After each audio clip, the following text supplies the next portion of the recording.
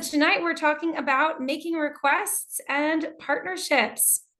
All right, so first, hello everyone. My name is Ariella. I am the founder and CEO of the American Institute in Algiers. If you haven't had a class with me before, these are free online English classes that we, the American Institute, offer in partnership with the US Embassy. This is the overview of the entire class. So we have already done introductions and networking. Well, it was introduction to business English and we talked about networking, but then we had even more to say. So we went down and talked about how do we present ourselves, and we did more on networking. And now we're doing partnerships, everything about proposing partnerships. You can see here that we will be doing classes together up until June 19th. You will notice something, which is that on the course calendar, it says that this class is happening on May 29th, but today is May 28th. That is because I had a scheduling conflict this week and I was forced to do this class one day early. So thank you to those who are here, who were flexible, and hopefully those who couldn't make it tonight will be able to watch the recording later. The other courses we have coming up, we're doing leadership and management next week, negotiations and handling conflicts, and then entrepreneurship. Let's get started. If you hear any noises like that strange noise you might have just heard behind me, that is my dog. She likes to show up and she's next to me panting and coughing. So hopefully she will behave. These classes are free. They are online. They are every Wednesday, except for tonight because it's Tuesday, and they're recorded and published on YouTube at the channel listed on the screen in front of you. So American Institute-DZ. You can find the recordings on YouTube on our YouTube channel, American Institute-Z. These classes are free and open for everyone. All right, the course rules. We will have some times later in the course where we invite you to participate in the chat, and we also have some moments where you can participate on the mic. So I just ask that you stay appropriate, you stay on topic. The program, today we're going to be talking about making requests, different kinds of partnerships and how to propose them. So first of all, how do we make a request? This is a little bit about language. What type of language do we use when we're making a request? We'll start by seeing situations. Can you tell me off the top of your head? Oops, sorry for the typo. It should be which with an H, W-H-I-C-H. In which situations do you need to make a request? Give me in the chat some business scenarios. What kind of things would you be doing at work or in a professional context where you would need to make a formal request? I'd like you to write to me in the chat. All right, so Manel is saying partnership, partenariat, which is partnerships in English. Great. So you want to go up to someone and say, hey, I'd like to partner with you on a project, or I'm looking for someone to launch my startup with me. Negotiation, very good. If we're negotiating, we're making requests about, let's say, is it possible to lower the prices? Is it possible to get better conditions? Cool. When you're offering a B2B service, sure. So when you're offering the service, I'm trying to think of the request that would go with it. Usually requesting is asking someone for something. So when we're offering a service, we're asking for their business, but we would consider that more of an offer. Maybe the request would be, could you send me feedback on my offer? Maybe you go up to someone, you give them the big sales pitch, and afterwards you want to know what they really think about it. So you say, hey, can you send me some feedback about my offer? To ask for a raise, absolutely. That's a request that employees definitely make. We ask for raises, we request raises. Cool. Here are some scenarios we put down. Okay, they're different from what you said, but what you said is not wrong. So asking for assistance. Anytime you're asking for assistance from anyone, it can be from your boss, it can be from your coworker, it can be from your assistant. Maybe you yourself have an assistant and you have to assign them tasks. Well, the way we do this is in the format of a request or as a question. That is something very specific to business English. When we want to sound formal and polite, we put things in question format rather than saying, I need this by 5 p.m., do this by 5 p.m. We would say, can you please get this to me by 5 p.m.? And even though it's in the format of a question, it's understood to be in order. especially depending on the person who's giving you the task. Requesting information or clarification. So that can happen within an office place. If I don't understand something, I need to ask my boss to clarify. If I'm working with another team, maybe the finance team, I need to ask them to clarify.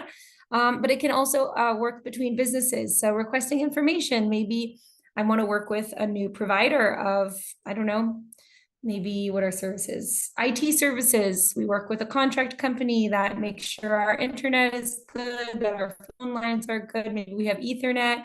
So I request information. I'm looking for providers. Can you send me your quotes? Can you send me your prices?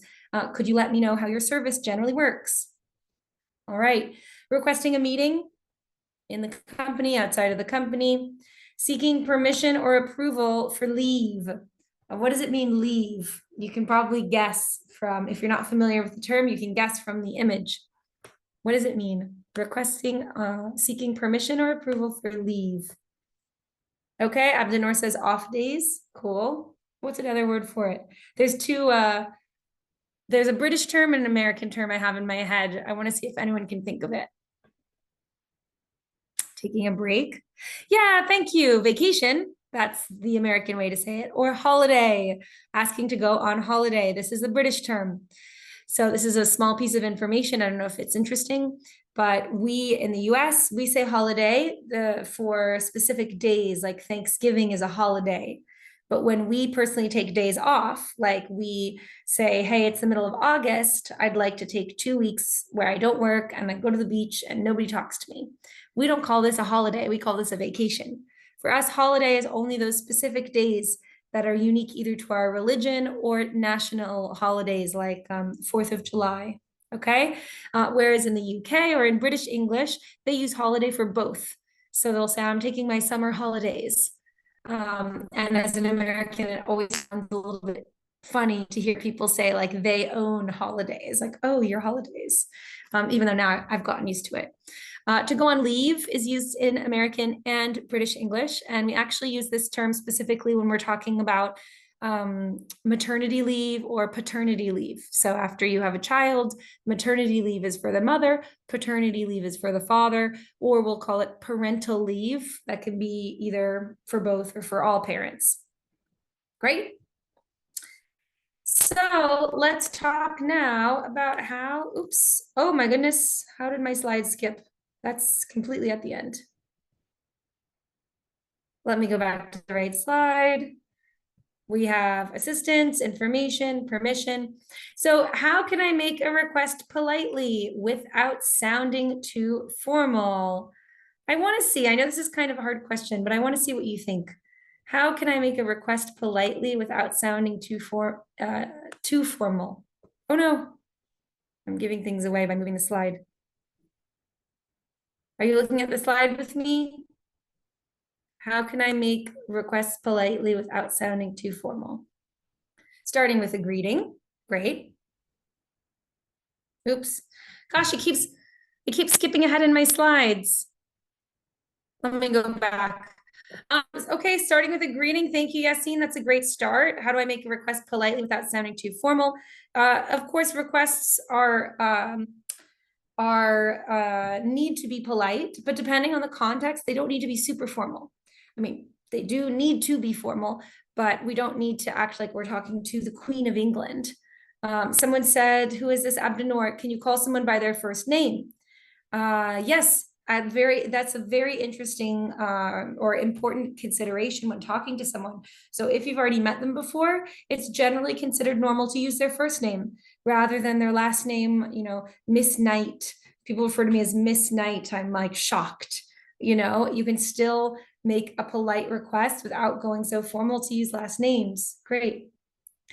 You could use could you please? Sure. Could you or can you? These can be slightly more informal, but they're still polite. That's great. Could you, can you, would you like to? Great. And make sure to still have please. Now, how would you make a request sound really formal? What would you do to make a request sound really formal? The opposite. Okay, saying sir. Okay. Sir, ma'am. What else do we do to make requests sound really formal? Call them Miss Knight. Yeah, that's true. I did tell you if you call me Miss Knight, if you call anyone with their last name, it will sound very formal. Absolutely. Let me give you some other ideas if you're having trouble thinking of them. Sometimes our language is what I would say too deferential.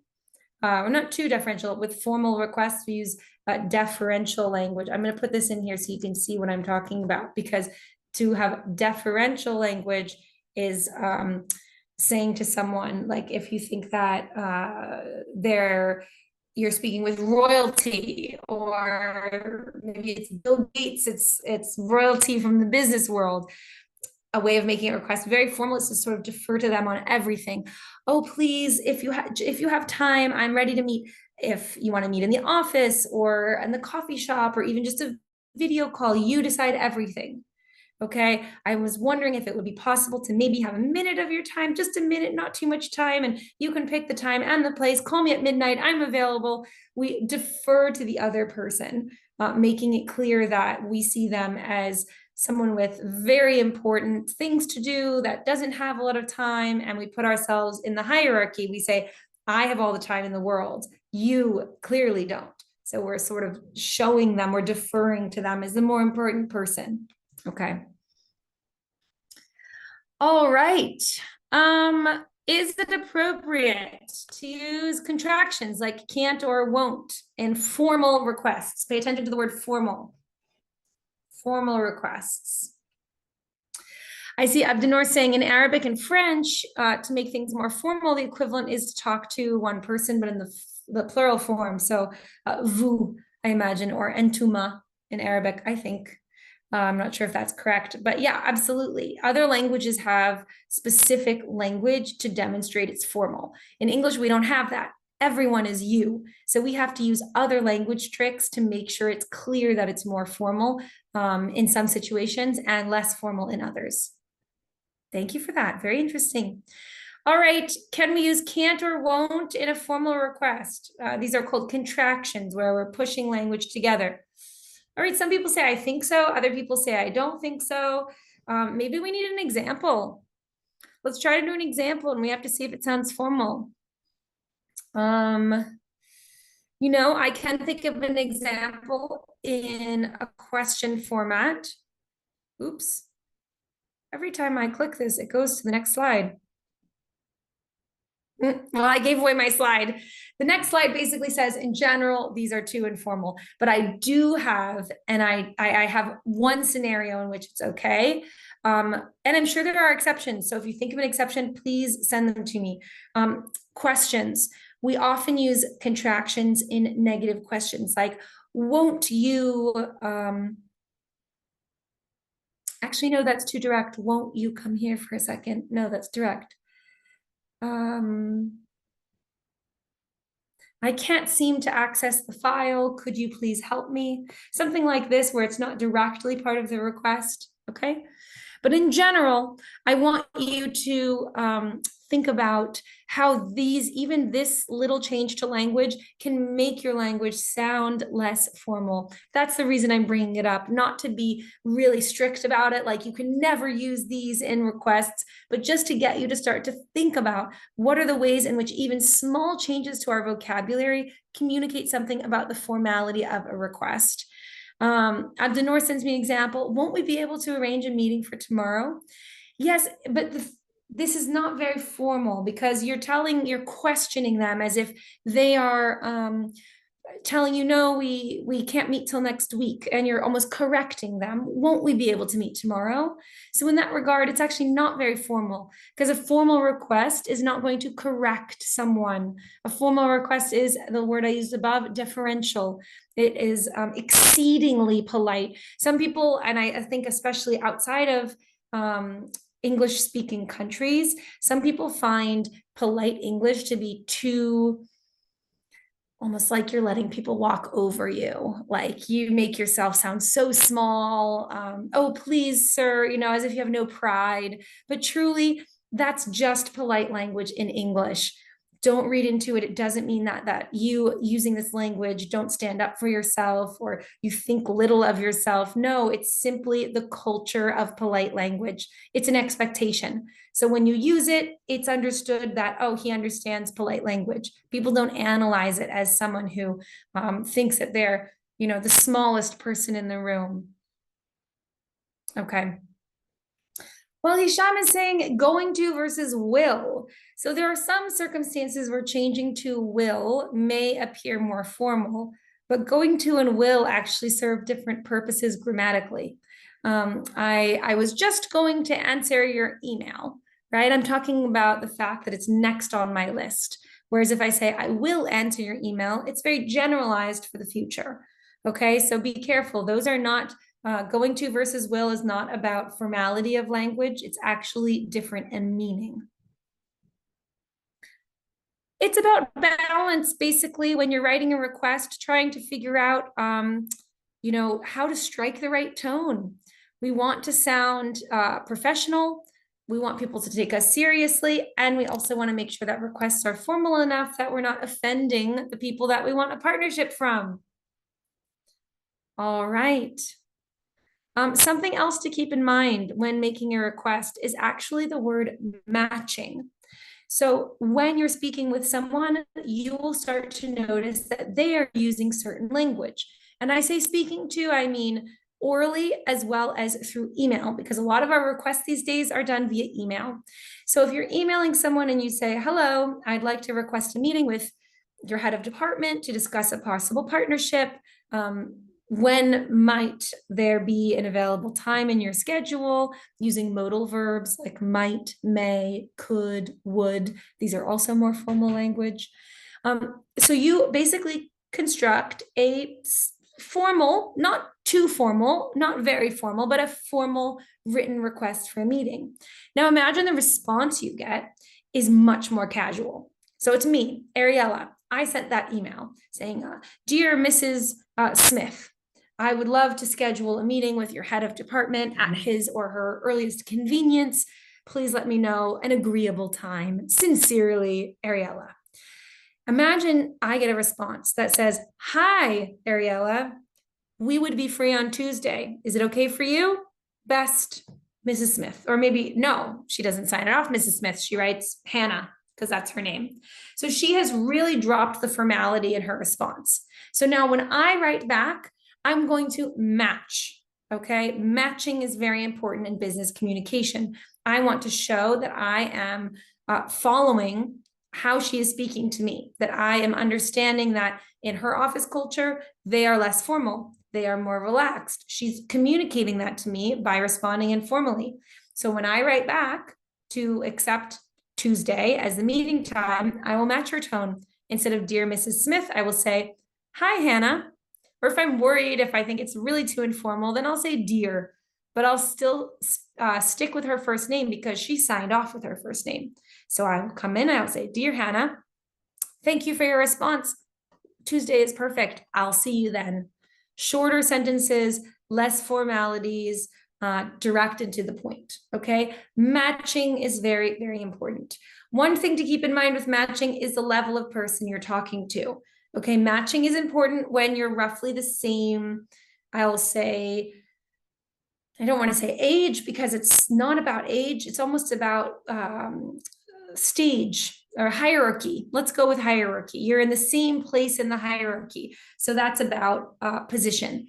So if it's a CEO and you're a CEO, then it's the same.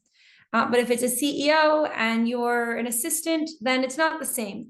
The CEO can be very informal, whereas the person lower down is expected to be formal. You're not matching the CEO in this context. I see Hisham saying, why is this important? Why do we have to care about hierarchy?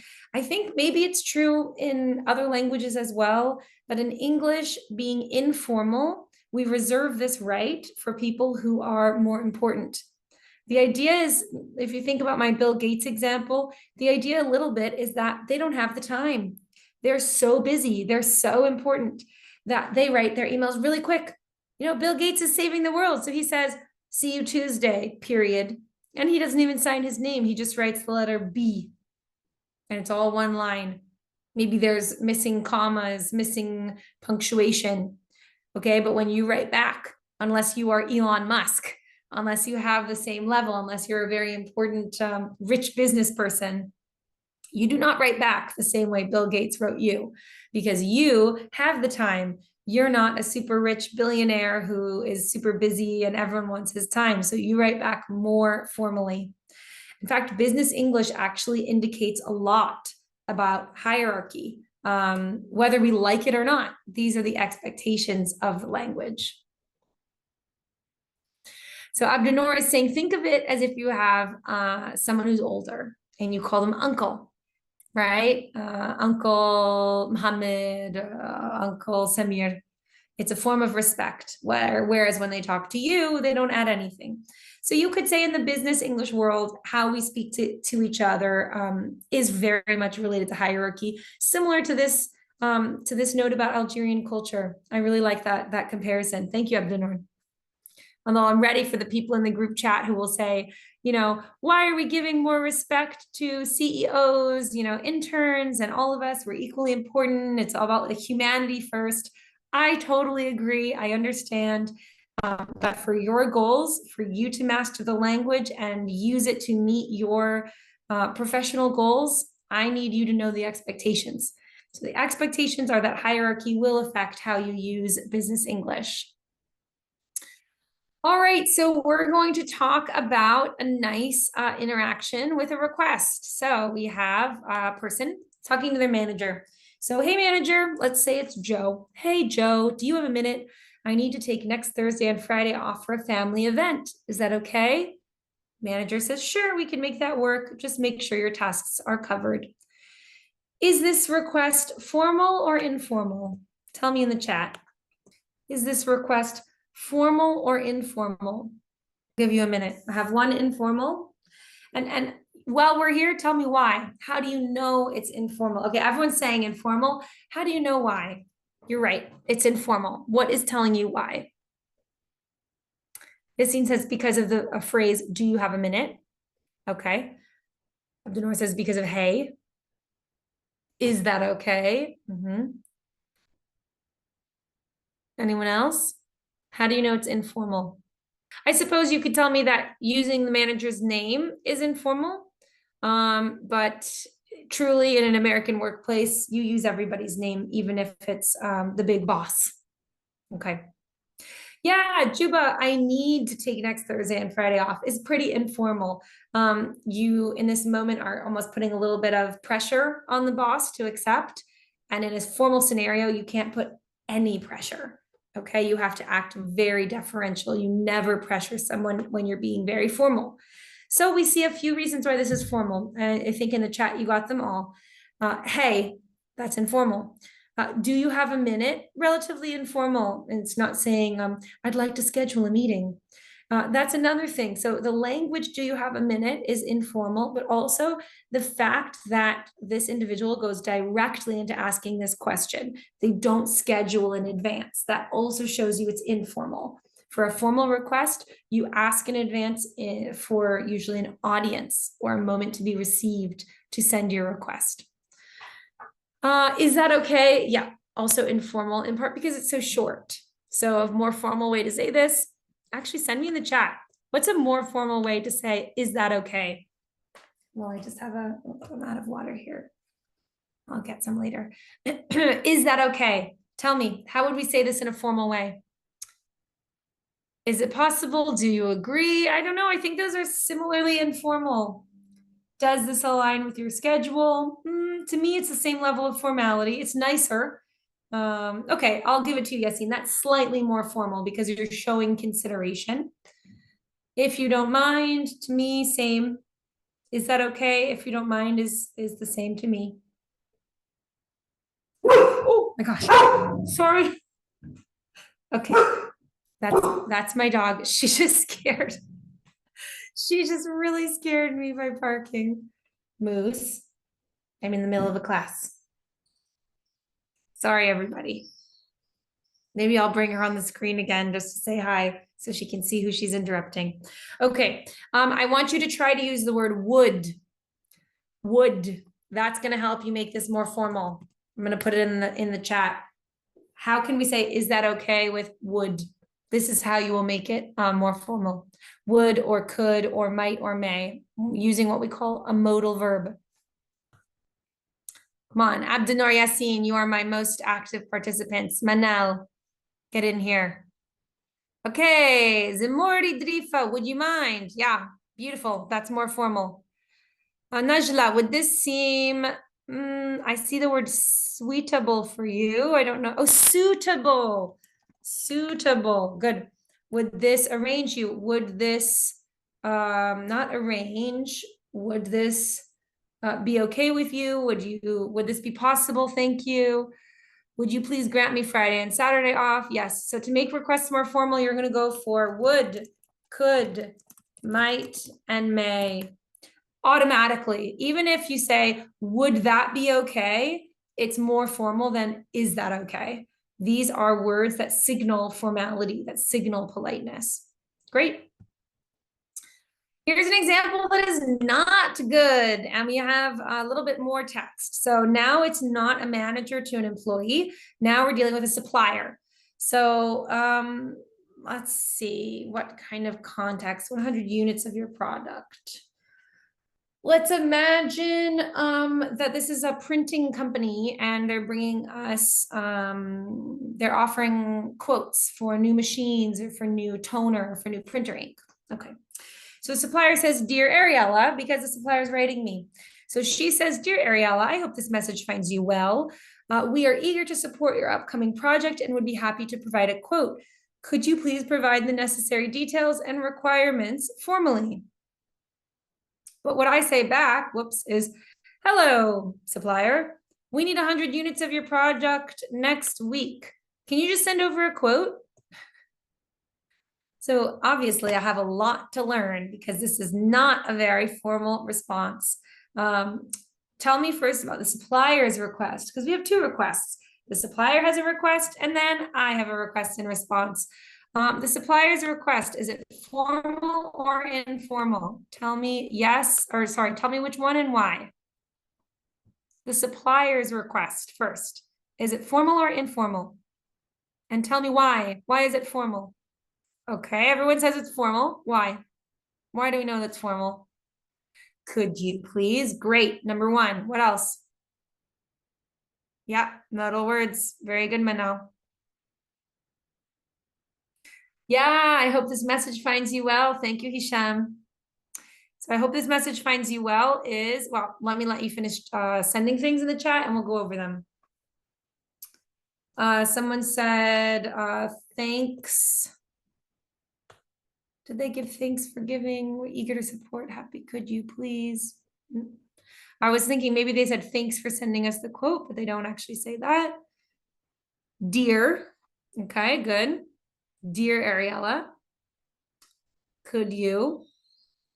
Finds you well, would be. Yeah, would be happy. Good. Could you please? Great. So I want you to notice this phrase in the email. So the supplier says, Dear Ariella, we're going to pretend she's writing to me.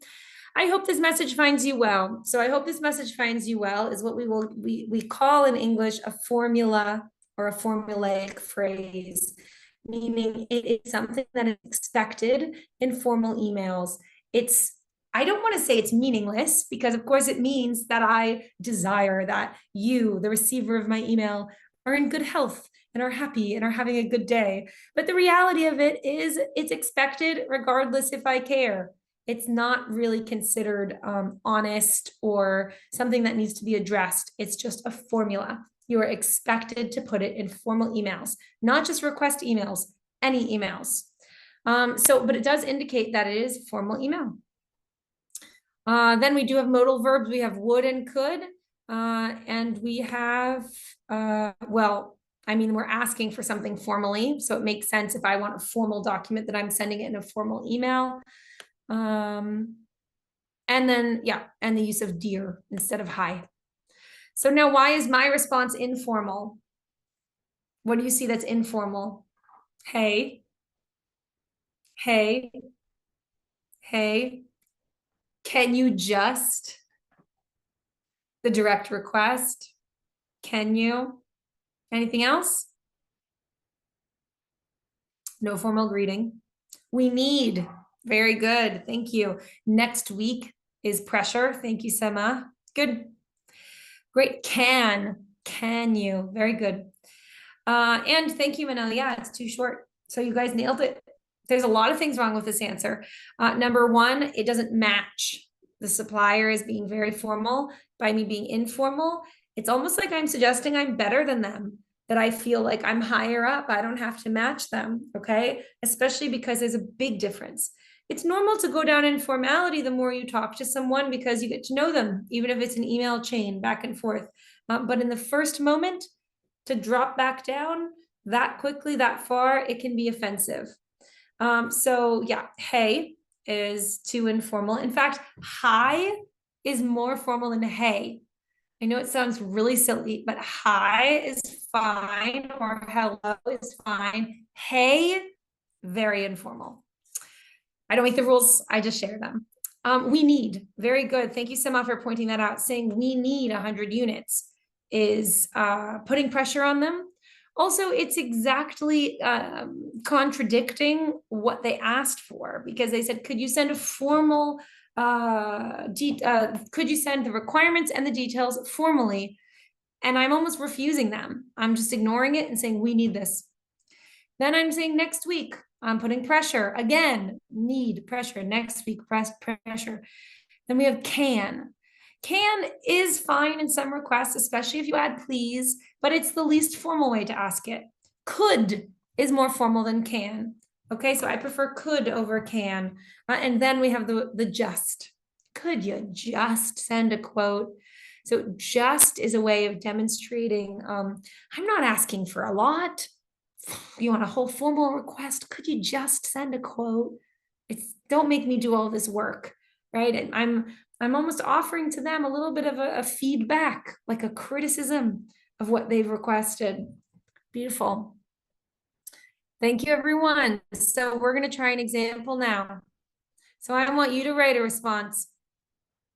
This is the same thing. What could I have said better? What can I say to have a nice answer? I'm going to give you a minute to send it in the chat. Meanwhile, I'm going to get myself a glass of water. Send me in the chat when I get back. I'm going to see what you've put for me, okay? Don't go far. Thank you, everyone. Okay. What are my answers? Oops. Do I have any answers here? Are you still working? Thank you, Sadira. Hi, thank you. I hope you're doing well too. That's a great start. What comes after? Excuse me, everyone. I'm losing my voice tonight. What do we do afterwards? Hello, thank you. All right, here's one from Abdinor. Hello, supplier's name. I hope you're doing well yourself. Would it be possible for you to deliver 100 units to us by next week? Okay, great. Would it be possible? Demonstrating that maybe it's a last minute request and you're not really sure if it's reasonable. Great. Or we would like to get 100 units. Would it be possible for you to deliver them by next week? Both of these are great. Do I have any other examples coming? Thank you, Abdinor. I'm going to give 30 seconds in case someone is at their home rapidly typing. That's the hard part about having an online class is I have to imagine that folks are able to type into the chat. All right, Yassine, good afternoon, Mr. etc. We put the name. Thank you for contacting us and giving your trust. The project we're on requires 100 units, and it would be ideal to have them delivered by next week. Looking forward to our partnership. Good. You're always going to want to look forward to something. So careful on the preposition there, Yassine. Otherwise, it looks great. Thank you for contacting us. I would say giving us your trust is a little bit reversed because the supplier is, we are the customer. So we're the one giving the trust to the supplier, right? We give them money. I mean, they want customers. Maybe we have 3 different suppliers we're talking to who are competing for our business. So the supplier is usually the one who says to the client, thank you for your trust. The client is trusting the supplier with their business. Otherwise, in terms of tone, I think it's great. I like that you said it would be ideal. It would be ideal to have them by next week. It's a very polite way of bringing up your deadline without pressure. Great.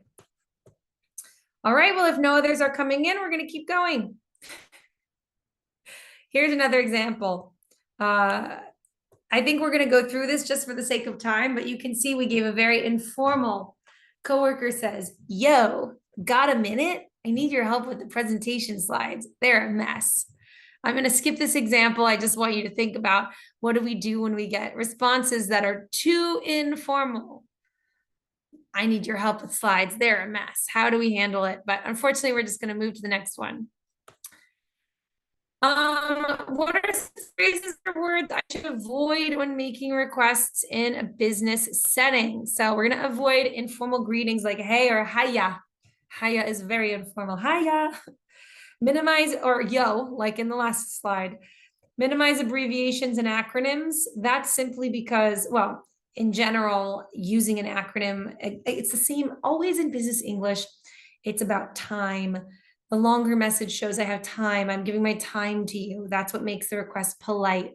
An acronym like ASAP, it's like I don't have time to write it out. I know it sounds kind of crazy. This is how we identify language that's considered formal and polite, or informal and impolite. So instead of writing ASAP in a business request, we would write as soon as possible. Same with acronyms. We spell out our acronyms at least the first time. So an acronym could be, what's an acronym? The only acronyms I'm thinking of are ministries, but that's not really relevant to a job. Well, I don't know, maybe someone has to go to the commercial registry office. Maybe it's a request for a partnership and you're asking your partner to do the licensing. So instead of saying the CRC commercial registry, the CRO commercial registry office, you'd write out the whole thing. I know it sounds silly, but part of it is about clear communication so that everyone knows the acronyms. The other part is what I was mentioning about writing a longer message shows you took more time. Steer clear, meaning avoid. Use emojis and emoticons. And avoid slang, avoid colloquialisms. That's like internal language that might not be shared by everyone. And be cautious with humor. Humor doesn't have a real place in requests because you don't know the sense of humor of the person you're sending your request to. Or even if you know it, humor will automatically make a request seem less formal. Abdenor is asking, a CEO is an okay acronym, right? Yes. CEO is okay. I mean, acronyms like US, you don't need to write out United States. UAE, you don't need to write out United Arab Emirates. But anything, I guess the best way to think about it is like jargon.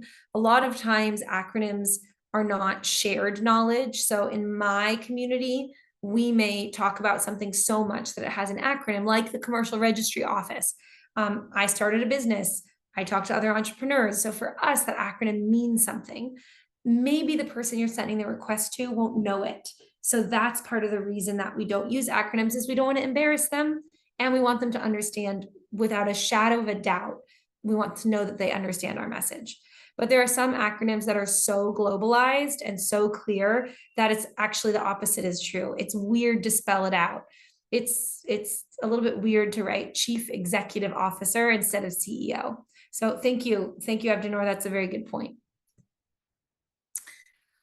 All right, so what should I consider when making a request via email versus face-to-face? So we have our little picture here. We have face-to-face requests, and then we have written requests. Well, it's kind of obvious when you think about it, but in a face-to-face communication, you have the added benefit of gestures, of facial expression. You also get to read the facial expression of the person you're speaking to.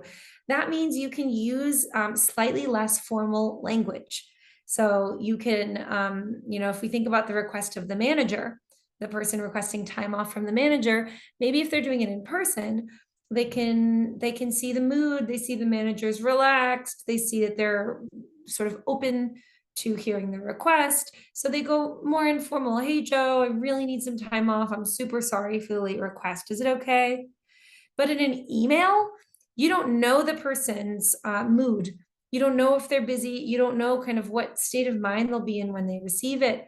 And so in an email, the requests are always more formal and more detailed.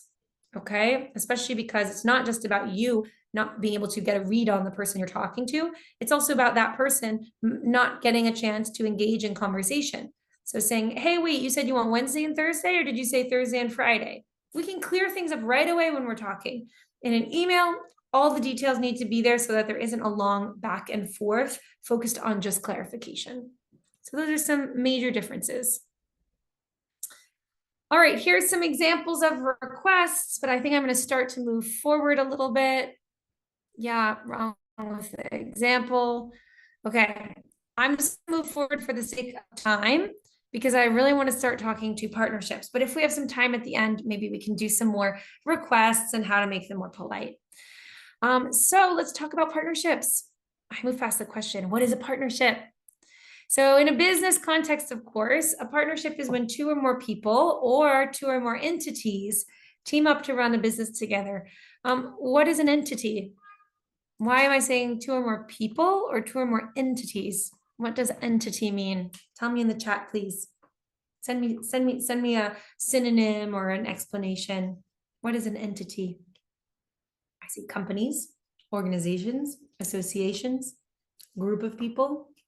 Okay, so in this context, an entity is almost always going to refer to companies because it's saying maybe two people make a partnership or maybe two companies make a partnership. But entity as a word, actually Abdenor has a really good synonym, which is parties. Two parties. Two parties are like two participants, and a participant can be a person, it can be an association, it can be a for-profit company. Okay, so in this context, we're really talking about companies or associations, but in a sort of legal document, an entity could also be a person. Great. Here are a couple of different partnerships that you may, or scenarios that you may come across, partnership scenarios, excuse me, that you may encounter in the business world. So we have licensing. Let me go back so we don't see franchising. Licensing, before I explain it, does anyone in the chat have ideas about what licensing is? These are types of partnerships. I have a really interesting question. Licensing, like getting someone fired. I'm going to give you another 30 seconds and I will answer that question. The hint is no. Oh, what happened to my slide? All right, so licensing, when we're talking about a partnership, okay, Yassine's coming in saying trademark license, great.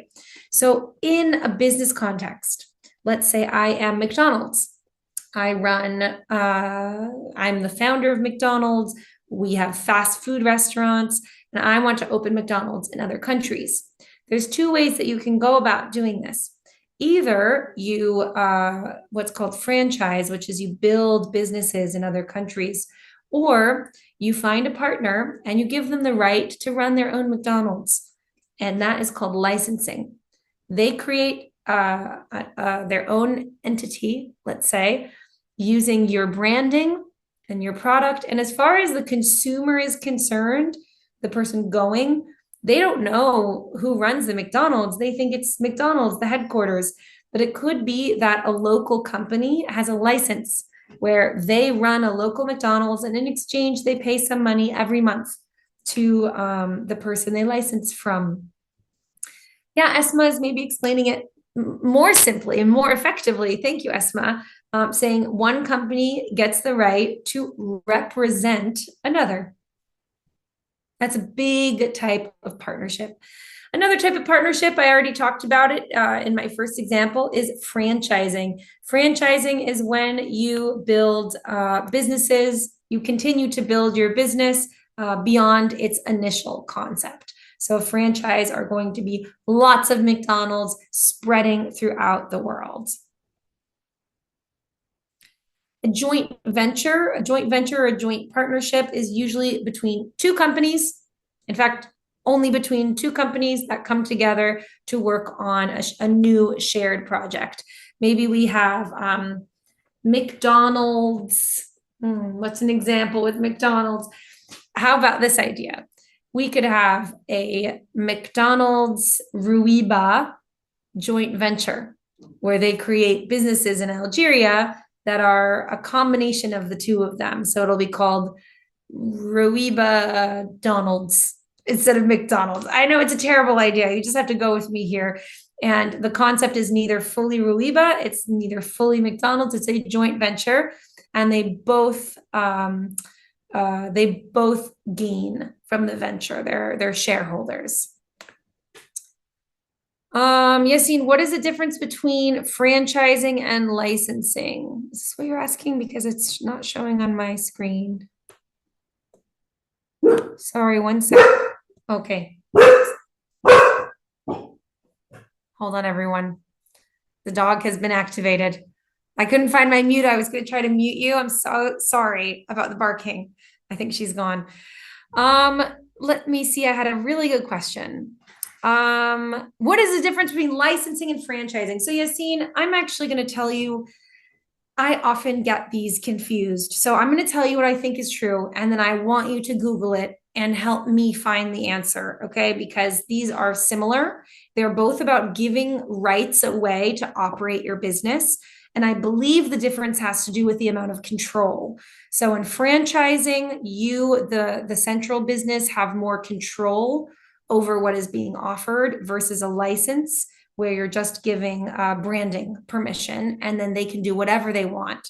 So maybe the licensing, the businesses that come out of it can be more different. Please check for me, okay? As your English teacher, not your business teacher, I want to make sure you have these words, but I do have to confess that I often get these confused. The most important thing to know is that in a business partnership, this has to do with giving someone else or another entity the right to represent your company, okay? Manela's asking me if this is like Volkswagen and Skoda. Volkswagen and Skoda, I have to tell you, I am not a car expert. So I think these are both companies that are owned by the same parent company. But again, you're going to have to help me learn, guys. Tonight, we are all going to be educating each other. So Yassine, you're going to look up licensing and franchising for me and tell me which one has the stronger permissions. And Manel, maybe you can help me understand more about Volkswagen and Skoda. But I'm glad that you are already engaged with me on looking at how different companies work together in partnership. Then we have strategic alliances. I mean, this is not just a business term. Strategic alliances is also something you can talk about in politics. We can look at it in wartime, in World War I and World War II. A strategic alliance is just about two entities who agree to work together to a common goal, okay? But you might not be legally connected the same way you would be for licensing, franchising, and joint venture. All right, so let's see some jargon used to describe partnerships. So GP, general partnership. This, I believe, is mostly used in the UK. LP, limited partnership, also about just very specific elements of the businesses might be connected. Limited liability partnership. This is about a partnership where legally, even though we're working together, there are limitations on my responsibility to you so that you cannot sue me in a court. This is all about legal protection. Academic partnerships, this is looking at universities, research centers at different universities, okay? So you'll find, actually, I have an example from recently. I went down to the University of Ouargla, and I discovered that they have just formed an academic partnership with the University of Indiana in the United States. I believe they're working with the African American History program at the University of Iowa. And so that department, and I don't know the exact department at the University of Ouargla, but they've signed a convention to work together, meaning that they will work jointly on research projects, that they will send scholars. So scholars from Indiana will spend some time at Ouargla and vice versa. I was very excited to hear about this really cool partnership. And then nonprofit partnerships. These are extremely common. Usually nonprofits will partner together either to pool resources towards a shared goal or to do fundraising for certain events. So differences between types, okay, of partnerships. So these are 4 different main ways that you'll see really why businesses or people agree to partner with each other. So one is going to be about sharing profits, meaning we believe together we would make more money, or sharing liabilities. Liability is a technical term. A non-technical synonym for liability would be risk, legal risk. So either we're increasing our profit because we're collaborating, or we're reducing our risk or reducing our vulnerabilities because we're collaborating. Collaborate on management. You can see this with a project that is just simply enormous and you need help. So you bring on outside consultants, or you bring another company that you can give half of the project or some of the project to them where they are specialists. Working on a common project together. I suppose I sort of merged these. Collaborate on management or working on the project. I think the example works for both of them. And then sometimes sharing information and knowledge is enough of a motivator. So the research example for universities is really about sharing of information. Oops. My slides keep jumping ahead of me. Please note that when we're talking about partnerships, not all partnerships are legal. They're not all signed with contracts. We can have a partnership that has, we have some contracts that are not legally binding, like the contract between the University of Indiana and the University of Wargla. I believe they signed a convention, which is sort of a statement of intent. It doesn't have a lot of legal bearing. You can't sue someone over it. It's really just a way to say, hey, we're on the same page about how we want to work together. If you want to partner with, let's say, trying to think within a company, maybe 2 departments want to work together. So if you're working at a company that produces research, let's say it's environmental research, and there's a team that focuses on like maritime life and researching the oceans, and there's a team that works with forests and deforestation. Maybe there's a project that requires work between the 2 departments. You don't need a contract for this. This is just simply about creating a shared understanding and nice teamwork, nice collaboration to reach a shared goal. Great.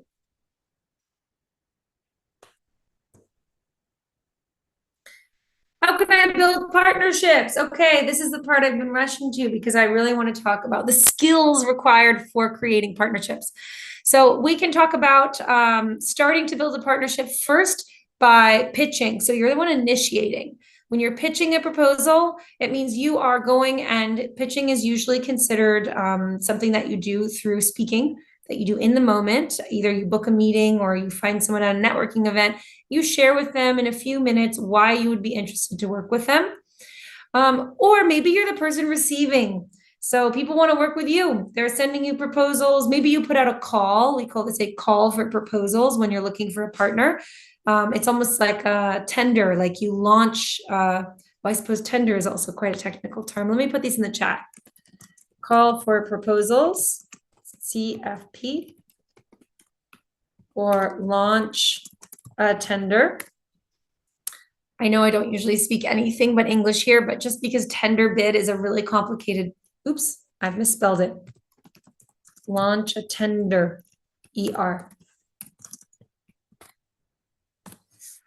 Just because it's quite a complicated word, I can tell you that in what I've picked up since working in Algeria is that tenders here, they call these appel d'offres, I believe, where a big company says, hey, we're looking for a provider, in my case, looking for a provider of English language services, someone who has English teachers, please send us your offers. And then your job is to review the offers that you get. Okay, so those are kind of the 2 different directions. So let's talk quickly about pitching. So there's 2 different ways to reach and discover sort of future partners. One is online. Now, there's 2 things about this. You can discover partners online through research. Give me some ideas in the chat. How would you discover a partner online through research? What would you do? Where are you going to research? If you're saying, hey, I'm really looking for someone to partner with me on my new company, All right, cool. I immediately have really cool ideas. I have Google Maps and LinkedIn. Great. I accept both of these. Anything else?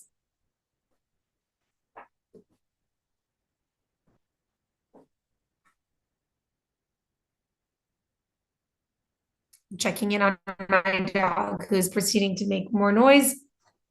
Thank you for your patience. Social media, crowdfunding, ResearchGate, special sites. Awesome. There's so many ways to reach potential partners online.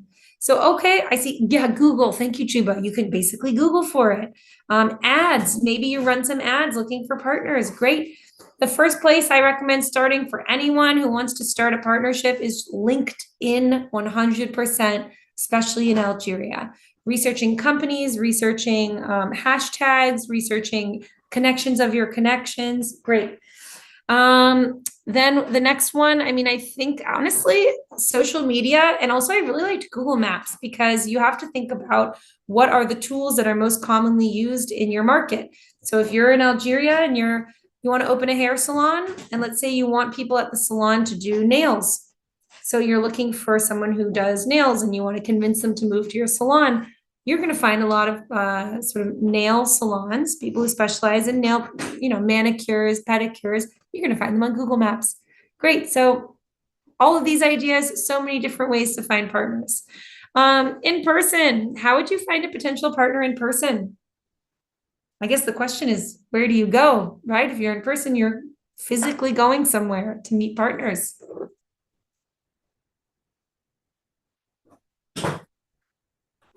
All right, please send me these ideas and I'll be right back. I have to manage a dog situation. Thank you for your patience. Well, she's being very active today. Let's see what you put. The first one I really liked, it made me smile. Go to Safex. Yeah. And when you say go to Safex, I think you're talking about conventions, fairs, expos, right? Big events. Okay, Yassine says go to the businesses. Yeah, show up.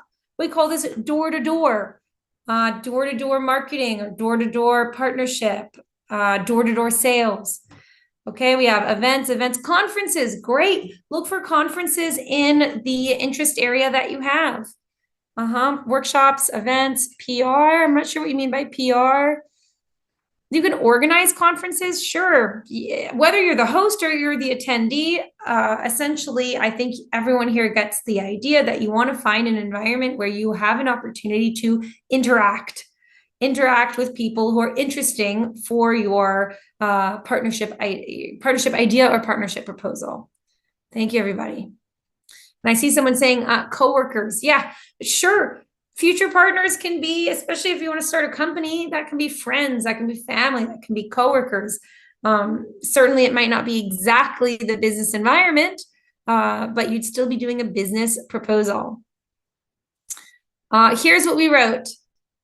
You may run into folks in the elevator, right?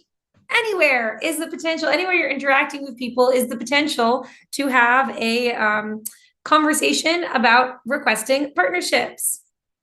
Conferences, panels, this one we talked about. Cold outreach. So door-to-door marketing is also called cold outreach. Who knows why? Who can tell me in the chat why this is cold outreach? It's versus warm. We have cold outreach and warm outreach. What does it mean? Does anybody know?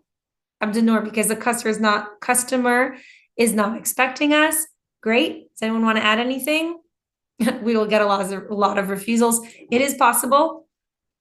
Who else? What does it mean, cold outreach? Excuse my drinking here. Because it's cold outside. They'll give you a cold reaction. Okay, interesting answers. Anybody else? All right. So cold means similar to what Abdenor said. It's people who don't know to expect you. So a warm outreach is someone who you call on the phone, you tell them about your company, you tell them I'm going to come by. Maybe you set a meeting or maybe you don't. But what's important is that they already have some familiarity with you. Cold outreach means it's someone who's 100% unfamiliar. They don't know you, they don't know your business. So when you are going to them, you are showing up and you have to make a very convincing case why they should spend time with you. Why should they listen to you? Why should they welcome you into a meeting? Why should they take your business card? So that's why it's considered, when Abdinur said we'll get a lot of refusals, because when we're unfamiliar with someone, we don't necessarily want to give them our time. You know, someone comes and knocks on your office door. They say, hey, I was just passing through. I'd love to tell you about my company. You might say, I'm sorry, I don't have any time today. Thank you for coming. All right. But if it's someone who you've already spoken to, like, let's do another. They knock on the door. Hey, sorry to disturb you. We actually spoke on the phone yesterday. I'm the one who is launching the new bakery down the street. I'm looking for businesses to support if you have a minute. Oh yeah, I remember you. Okay, I'm being the one receiving. I don't have a lot of time, but please come in just for a second. Okay, we make time for people who we are familiar with. So cold outreach, which has to happen at some point, whether it's a cold call, a cold email, a cold direct message on social media, DM, or cold door to door. Okay, these are all called cold. At some point, we have to introduce ourselves, and that first one is always the hardest. All right, Hisham says you go with a cold heart. I love this. It's funny to think of all the reasons they call it cold. I've never thought about the weather. I've never thought about the emotions. Okay, it's really just about the familiarity of the client or potential partner in this case. All right, so let's talk about writing a business proposal. What do you think a written business proposal should include? So we're in a world where we're sending emails. And because that is also the reality of the world we live in, what should we include in a business proposal? Meaning we are requesting that someone is going to fund our business or is going to work with us, partner with us. What do they need to have? Oops. Oh, I kind of spilled the beans a little bit. I gave it away because I showed you the next slide, which says introduction. Okay, I see. Thank you, Sadira, sending me some of the language that needs to be in there. Dear, would you please? Good. Polite language, definitely. You can send me polite language, but I also want to know the content. What needs to be the content of that email? Okay, the concept of win-win, beautiful. Absolutely. I'm gonna take that even one step further. Instead of just the concept of win-win, you can think broadly. It's the why. Why do I want to partner with you? And also, why do you want to partner with me? Explain to them why the partnership is a win-win partnership. Very good. The goal of the partnership and the advantages the partnership would provide. Beautifully, Yassine. Yeah, exactly. So the advantages the partnership would provide, there's that win-win concept. Very good. Goal, absolutely. Objectives. Why do we even want to do a partnership? Why not just do it alone? Why do we need a partner? Abdinur, details about the service or the product offered, how it benefits them. Very good. Objectives and expectations. Absolutely. There is some kind of basic stuff that I'm looking for. Yeah, contact information. Great. Contact information. Absolutely. Full name, email, addresses, or regular address, email address, phone number. Okay, Sadir is saying arguments. Yeah, like making my point to you. Maybe it's a partner that is really reluctant to partner up. Maybe it's a partner that gets, or potential partner that gets tons of requests. How do I make sure my request is really competitive? Abdinur, prior clients, maybe successful experience. Yeah, testimonials, right? Why should they? Testimonials. How can we prove that we'd be a good partner? Hisham, the project. Great. Sending the project details to them. Very good. Right. Someone is saying respect. Yeah, respect and politeness are non-negotiable in a written business proposal. Very cool. Here's my next question for you. Oops, can you see this? Oopsies. How should I conclude a written proposal and prompt the reader to take action? What is the most important thing at the end of a partnership request? What do we need to end with? I have a specific idea in my head, but maybe you have other ideas and you can help me think of something different. Can't wait for us to work together. Great. Wasn't thinking about that, but that's true. Looking forward to meeting you. Thank you, Nesreen. Also great. I would say these go in the category of demonstrating enthusiasm, demonstrating eagerness, which are super important. Very good. What else? How do I look at that last thing? How do I prompt them to take an action?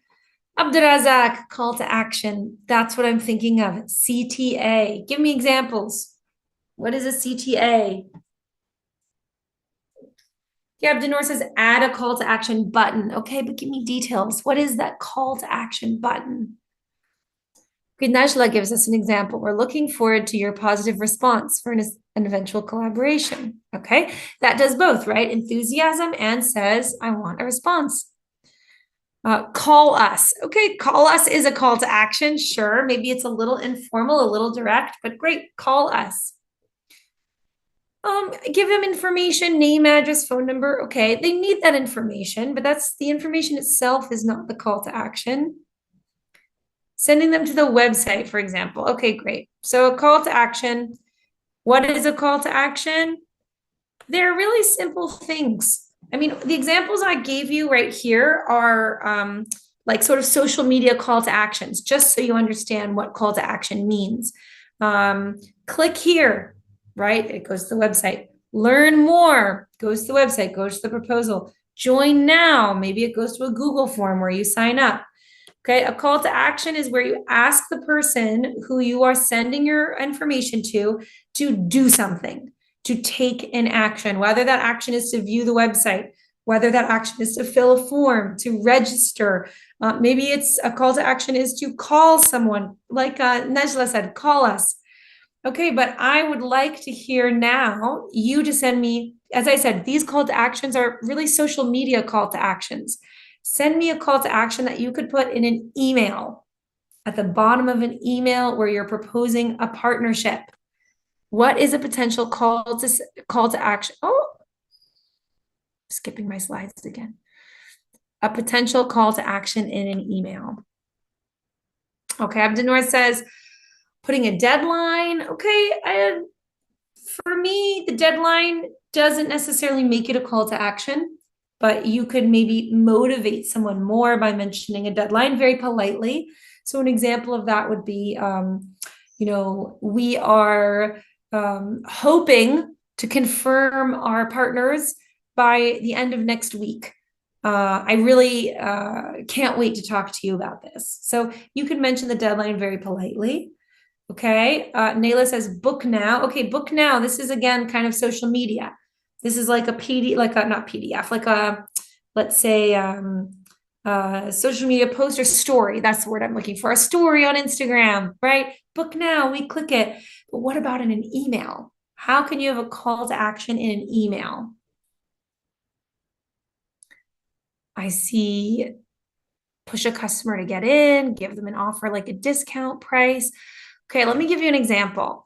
A call to action in email will say, can we schedule a meeting for next week? Does it work? Are you free for a meeting to discuss? Do you have time for a phone call? Please send me your availability. All of these are asking the person who's receiving your email to take an action. The action is scheduling a meeting. All right, that is what a call to action is going to look like in an email context.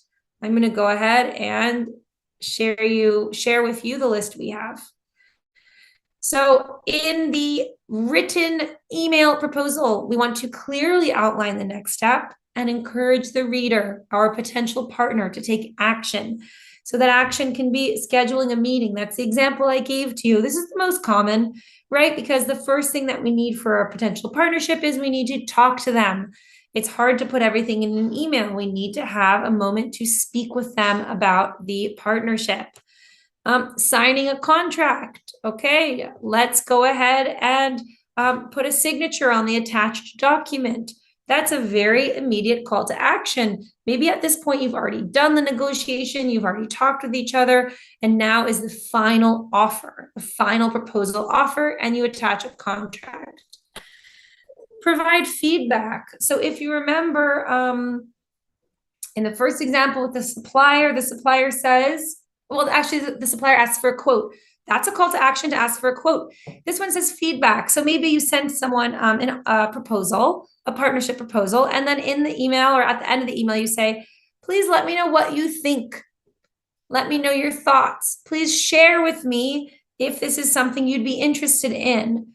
Please share with me and let me know are going to be the most common verbs you'll use when you're looking for a call to action on feedback. Juba says, contact us today to discuss your specific needs and get a personalized quote. So this, yes, okay, this can be a call to action, but it's also very much like a sales pitch. Whereas a call to action, I'd like it to be very specific. Contact us today, great. How about, please let me know what time you're free to discuss your specific needs. Let's get a meeting on the calendar. Are you around next week? How's Tuesday? Do you prefer email or phone to follow up? I want more than just a general sales statement. I want an actual request for action from the person you're speaking with. It's really the part of call to action needs to be about specific actions. All right. Let's see what we have coming next. We've done written. We're now moving on to speaking. So what do we do when we're trying to ask for someone to form a partnership with us? Well, in a speaking situation. So give me some examples. Give me an example in the chat. What's the most common spoken situation where you would be doing a speaking pitch, let's say? Do you want to pick Sapphics? Should we pick the elevator? Give me a scenario. Anybody in the chat, where are we? Help me choose my example. Are we in the butcher? Buying our meat? Are we at Park Ben Aknoun? Anybody in the chat? Do you have ideas for me? I have so many ideas, but I want to see what's interesting for you. Okay, I have people telling me advice. First, you give your name, his name, but I was hoping you would help me pick a location for my example. Okay, well, I'm not getting any recommendations, so I'm going to go with elevator. So let's imagine, oh, Yassine, a mall. Thank you. Thank you. Since you're the only one who offered, I'm going to go with a mall. So let's say we're at Garden City Mall in Algiers, and I go to Noor Hani, and I go to have a coffee, and we're going to take me, okay? Because it's the easiest example. It's real life. I run an English school, okay? I run an English school, and I like to partner with training institutes. So these are like, training institutes for anything. They can train pilots. They can train people who do like hair salons, nail salons. Those have training programs. It could be for, let's say, notaries, or it could be for lawyers. Any program that does trainings. Maybe an MBA. Let's do a business school. Okay, so there's someone at the table next to me. We just start talking. We're having cappuccino. I'm having cappuccino. I'm waiting for a friend. I start talking, and I discover that this gentleman is running a private school where they train people to get their master's in business. So I'm thinking, hey, we like to work with training schools and help them improve their English program. So now I want to say something to him. I need to get him interested. What is the first thing that I should say? What is the first thing I should say?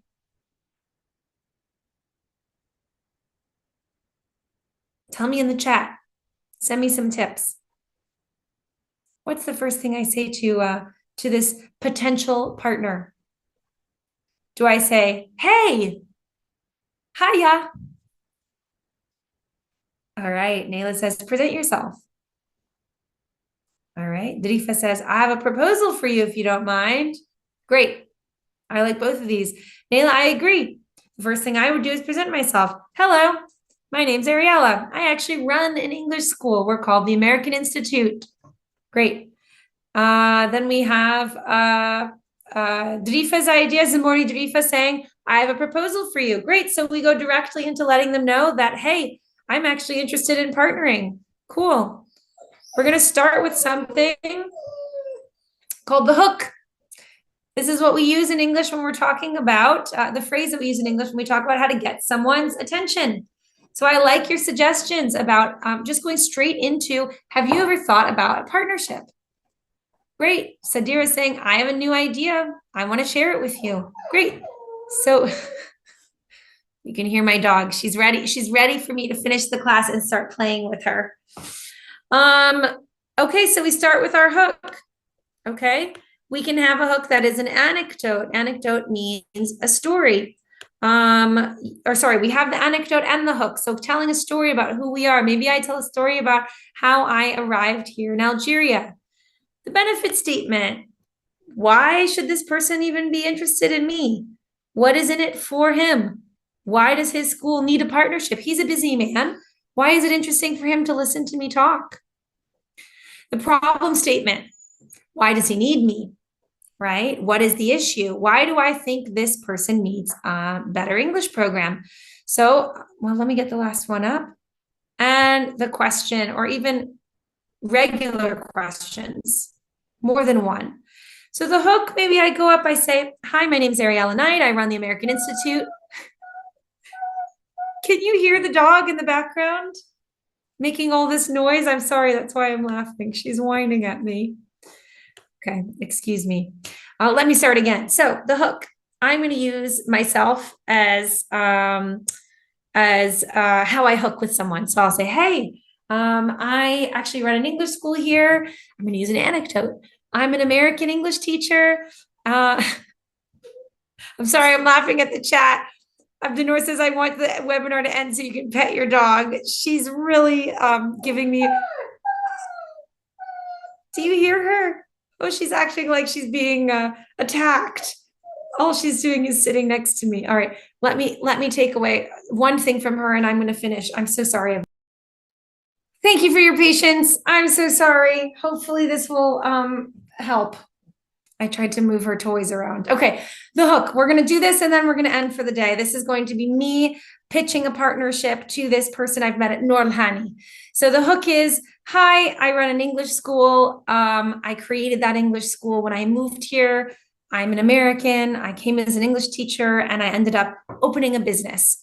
I'd love to tell you about it because I work at the school.